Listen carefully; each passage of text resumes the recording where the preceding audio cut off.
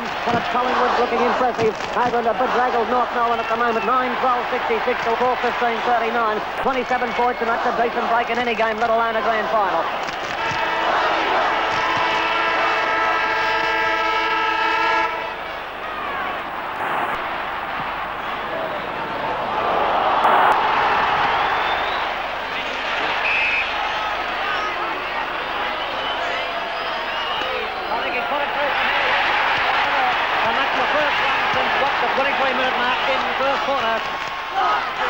They're firing now, North Melbourne. Plays on, puts it on the boot, and it's through. It's through for a goal. And we see North Melbourne having to come back now. They've got 6 goals on the board now. Back to Burt at the underrun. Hand pass to Dent. I think he's put it through. That's a goal enough. I thought they'd lost their opportunity in this. Gasson's got it. Centre-half forward. They're running wild now. The kick's on. Thompson's up there, but who's going to get the fly? It'll be taken now. Through the ground is the mark to North Melbourne.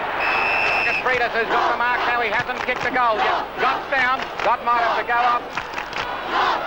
Colin Eggleston there, take him into the room. And Arnold Freitas now, after about 4 minutes to come in and kick a goal. Hasn't kicked one yet. This one, no, it's offline, I think. Through for another point. It's not been his day in front of goal. There's Simon Baker. In the goal. Baker's on his own. And the scores are level. Baker's kicked it right up onto the grandstand. And the scores are level. They're level bagging. And North Melbourne are now left to their game and are coming home the stronger. The kick has gone to Tanner, who's alone on the half-forward line on the outer side of the ground. He has a bounce to get himself settled. Let's try with the kick. Through for one behind only. Oh, talk about an electric burst, that one. And Freitas has taken the mark and he's moved it in towards full forward. Somebody will be up high here. It was Baker. He's marked it. Baker has taken the mark. He's already kicked 5. And North methodically worked their way around the outer side of the ground there with Baker a chance to kick another goal, which is what he's done. And North Melbourne have hit the front by 7 points.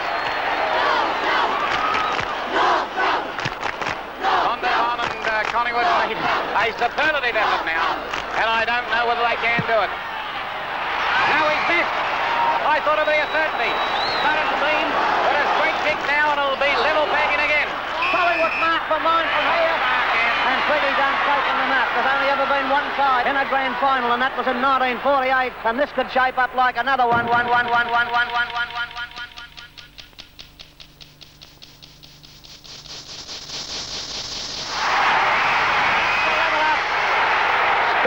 Level in the 1977 grand final. Collingwood 10-16, 76. North Melbourne 9-22, 76. Up she goes. Tomo got the knockout. It's gone out wide now. Coming towards Gumbleton. It's a tie. Second time in the history of V.F.L football. And all the players are on the ground. The whole lot of them.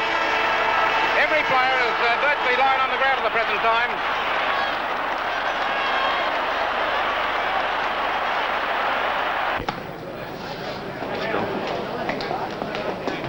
Hello, Ron. Well, you've got to do it all over again. Oh, you wouldn't believe it, would you?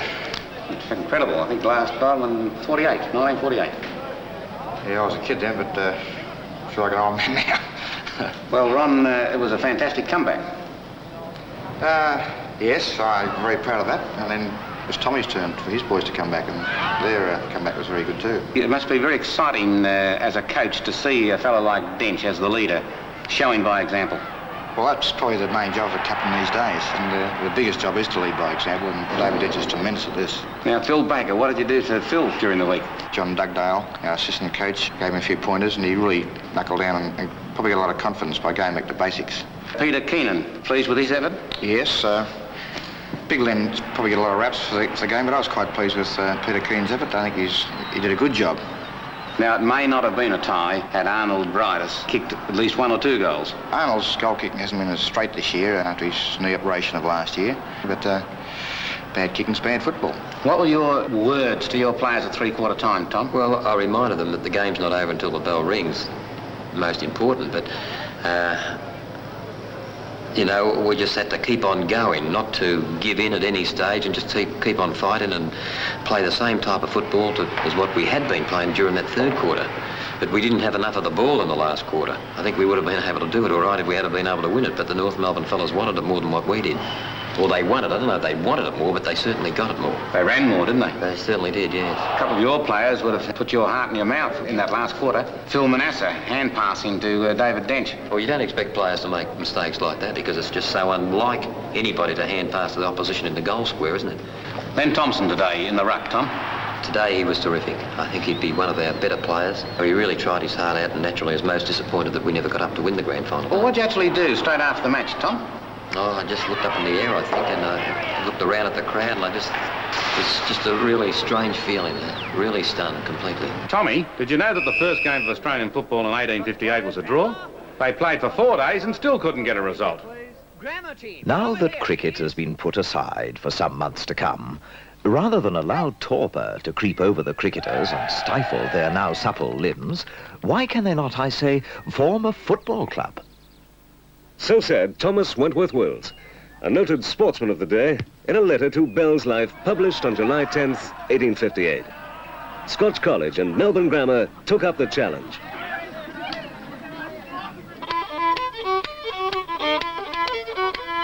Football in various forms had been played in the colony since the 1840s.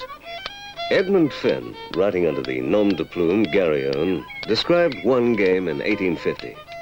Ladies and gentlemen, this game of football between the teams of Mr. Del Mahoy Campbell and Mr. Francis Stevens carries a purse of £11, which will be shared among the victors. May the best team win. Heads.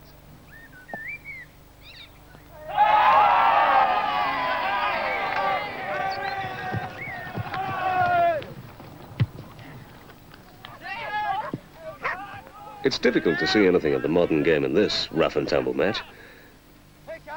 There are only 11 men aside. They're playing with a round ball. I admit it bears very little resemblance to the modern game, although everything had to start from somewhere. If the players weren't handling the ball so much, you might even think it was soccer. It does display elements of that game, although it also has influences of rugby, Gaelic football and hurling.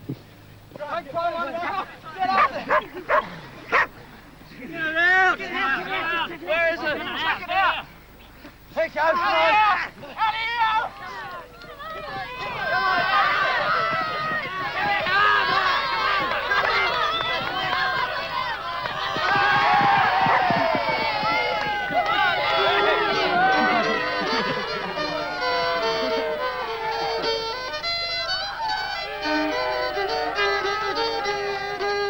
No football was strictly codified in the 1850s.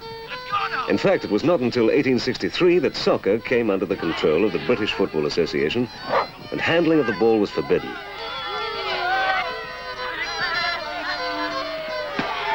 Rules were left in the hands of the players. And in 1850, there seemed to be almost no rules at all. Well, if you think the game of 1858 is going to be much different, you're mistaken. The match in 1858 was advertised beforehand in the local press, and is generally recognized as the first game of Australian football, although, as Mr. Finn suggested, there is very little similarity with the modern game. A rugby ball was used instead of a round ball. This was probably due to the influence of Mr. Harvey, a master at Scotch College who had previously taught at rugby school in England, and had rugby balls sent to him in Australia so that he could teach his charges the rudiments of the finest game in the world. Grammar, however, knew little of rugby, and the rules that were agreed on for this game were very simple. That the team to score 2 goals first would be the winner, and that rugby-style tackles were forbidden. The playing field, Richmond Paddock, near where the MCG now stands, was enormous. So much so that the goals weren't visible from each other.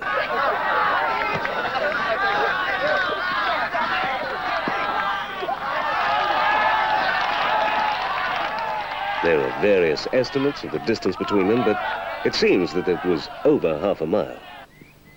News of happenings at one end of the ground were brought to spectators at the other end by runners. Goal! A goal to Scotch.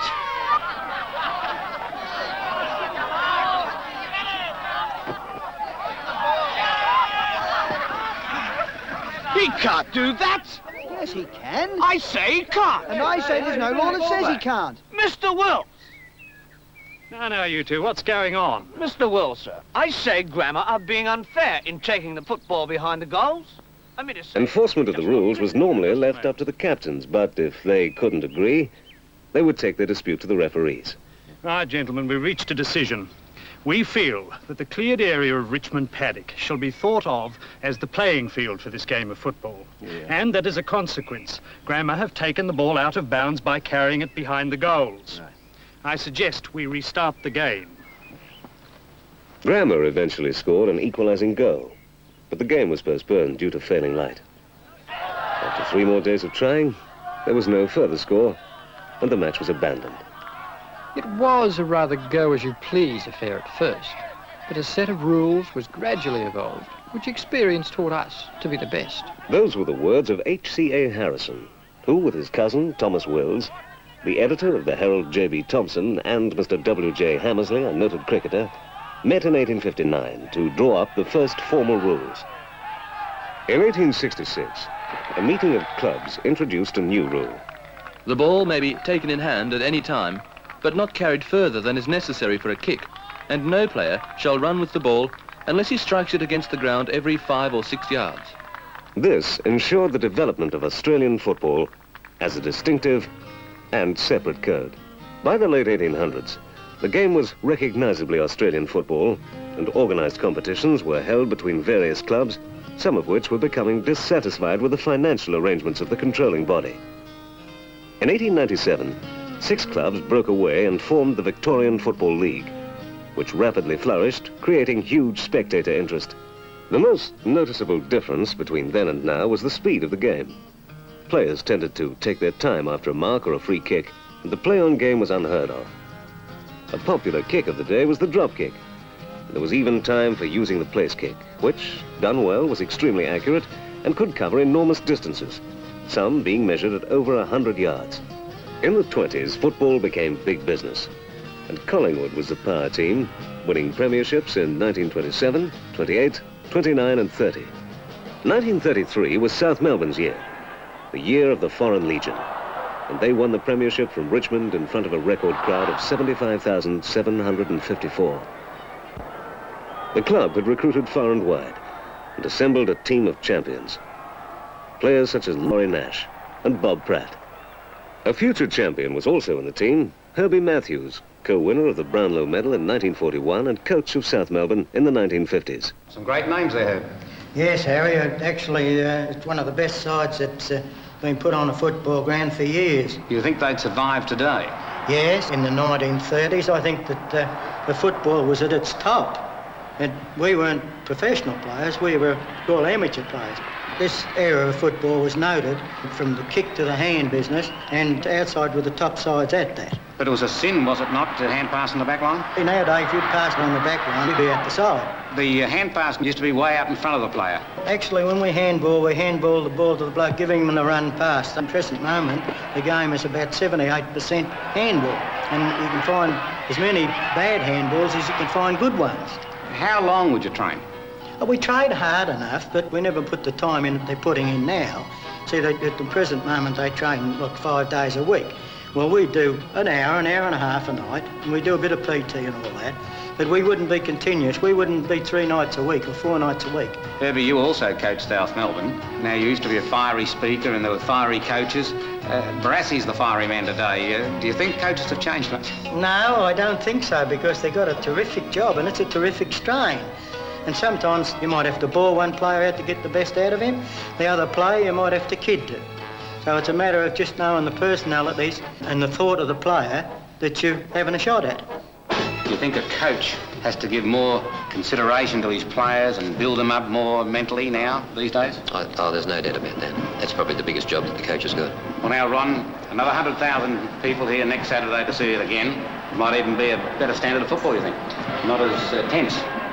Well, I think it will be, theoretically anyway, but it's not the coach's job to worry about standard at the finish of the season, that's for sure.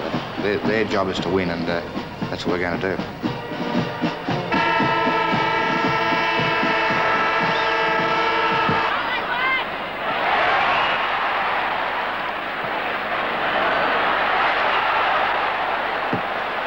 I'd like to think we could win by a point.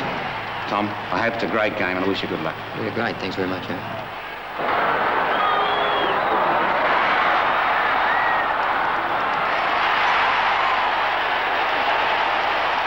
Couldn't be a better game from the point of view of a contest, could it? Well, good luck, Ron Barassi. Harry?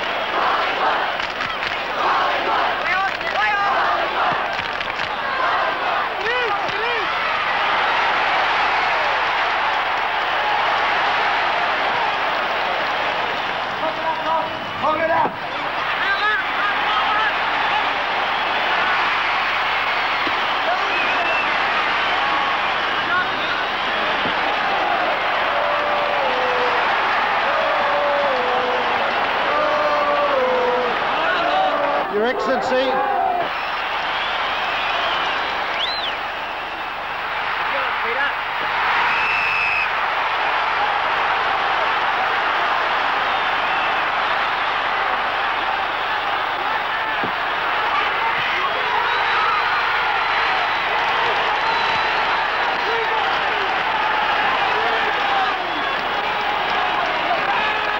Ladies and gentlemen,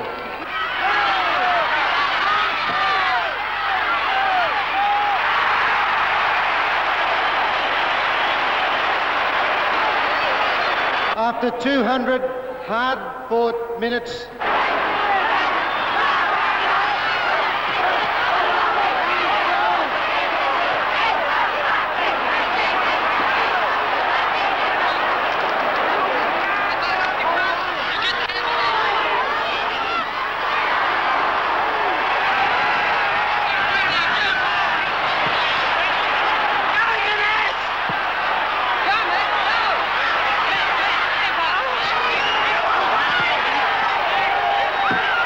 on behalf of the Victorian Football League, I offer our congratulations.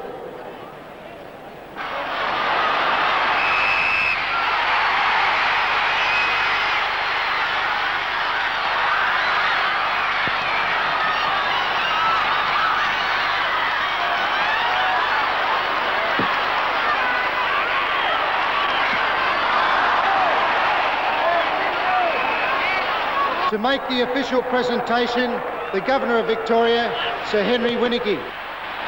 Ladies and gentlemen, we've seen two wonderful matches last Saturday and today, and now we see before us a very wonderful, perhaps the most wonderful football team of all time.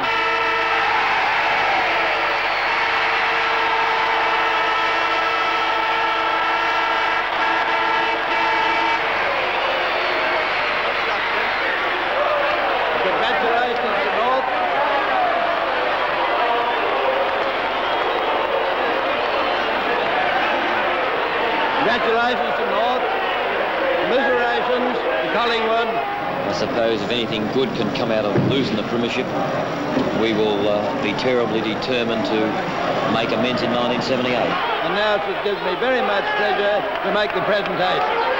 Malcolm Black, Xavier Tanner, Johnny Castle, Billy Nettlepole, Bill Baker, Darryl Sutton, Ken Montgomery, Brent Croswell, Steve McCann, Stephen Ick, Gary Carton, Stan Elks, John Byrne, Barry Cable, Peter Keenan, Frank Underwood, Carl Brodus, Ross Henshaw, Coach Ron Barassi, the captain of the North Melbourne club, David Dench.